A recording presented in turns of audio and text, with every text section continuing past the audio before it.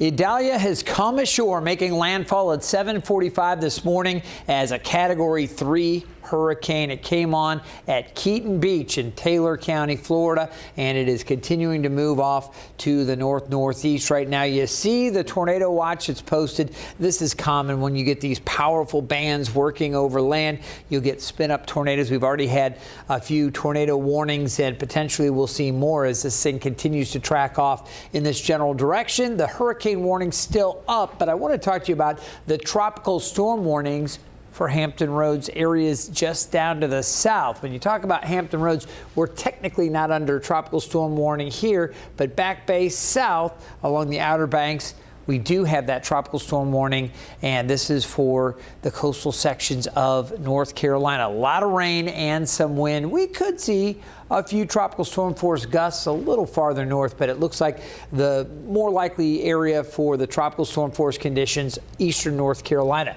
Now, the track is going to bring it across southeast Georgia, and this really hasn't changed much at all. This is the 8 a.m. advisory. Winds now down to 120 miles per hour at 8 a.m. You can see how the system is set to move up along the South Carolina coast, probably just centered a little bit inland, and then track offshore just around Myrtle Beach, exiting back out over the water, continuing off as a tropical storm.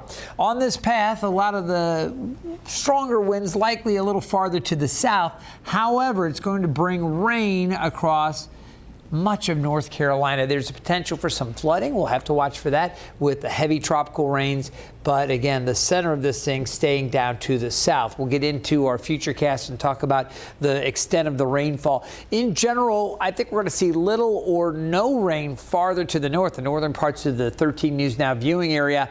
But Southside Hampton Roads, scattered areas of moderate to maybe even heavy rain at times, but the really heavy rain is expected farther south. That's where the concentration of the tropical downpours will be over eastern North Carolina.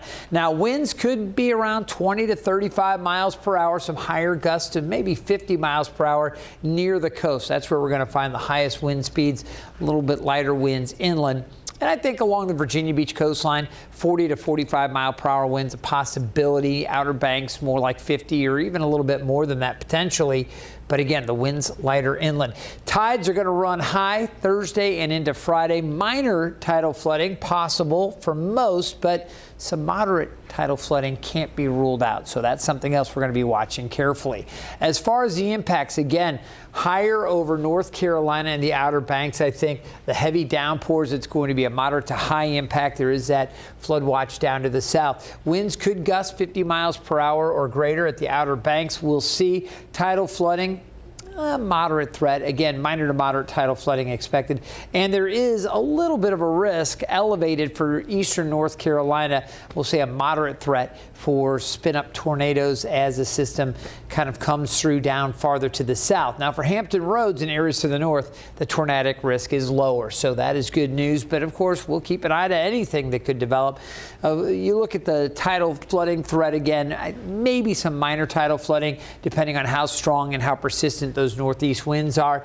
As we take a look at the gusts, we could see them 40 to 45 around Virginia Beach. It's less likely we'll see those gusts higher for Hampton Roads, but there's that possibility right at the coast.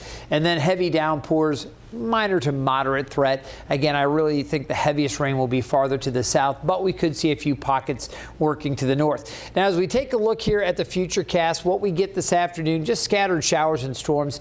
This is not directly associated with Idalia, not at this point. But the rain that you see coming up from the south, this will be affiliated with Idalia, and this is what's going to come through again, this heavy sustained rain that you see, this persistent rain, the tropical rains. This is where we could get several inches coming through as we go through the overnight and tomorrow morning. Notice pockets of moderate to maybe some heavier little isolated areas coming through.